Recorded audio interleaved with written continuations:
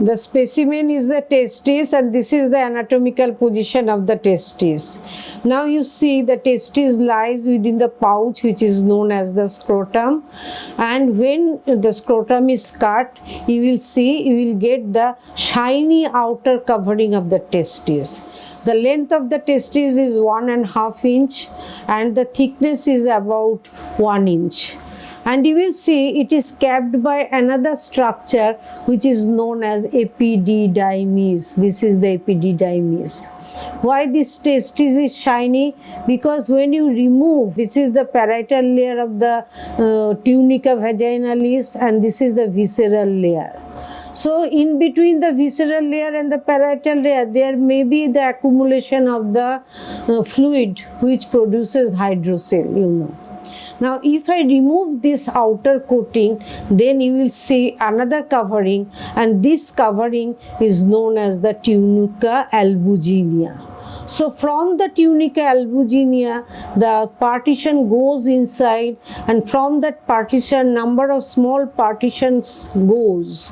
So, you see this partition divides the testis into number of small lobules. This type of lobule you will get, and within that lobule you will get 1 to 2 seminiferous tubule or sperm carrying tubule. So, why you will see this is solid in structure? Because if you see a span of thread, you will see the thread, if you open, how long it is. But within this small area, how many number and the size of the seminiferous tubule are located. So it is compressed and form a solid structure like that of the kidney. This is the upper pole of the testis, and this is the lower pole of the testis. This is the epididymis. You see, this is the head of the epididymis, this is the body of the epididymis, and this is the tail of the epididymis.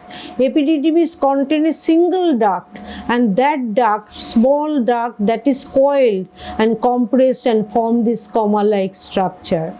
Between the testis and the epididymis, you will see there is a gap, and this gap is known as the sinus of the epididymis. Now, you will see if this gap lies in the lateral side always. So, this is the testis of the left side. In this way, you can determine the side of the testis.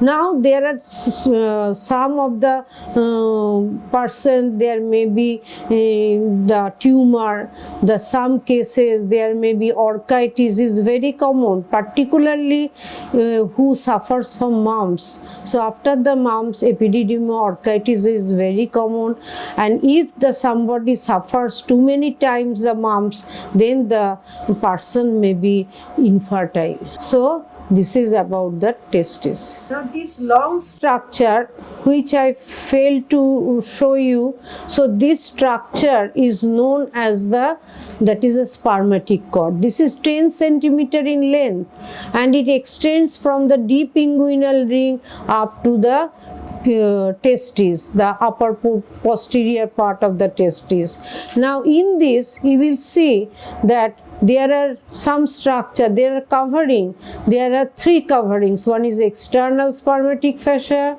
formed by the external oblique muscle, is the fascia of Dartos, and the internal spermatic fascia which is formed by the transversus abdominis muscle. And within this, you will get the pampiniform plexus of vein, the hard substance which is the vas deferens, and artery to the vas and artery to the testis. So these are the constituents of the testis. When there is stagnation of the blood flow, that means within the pampiniform plexus, then there is formation of the varicocele of the testis. So this is about the spermatic cord.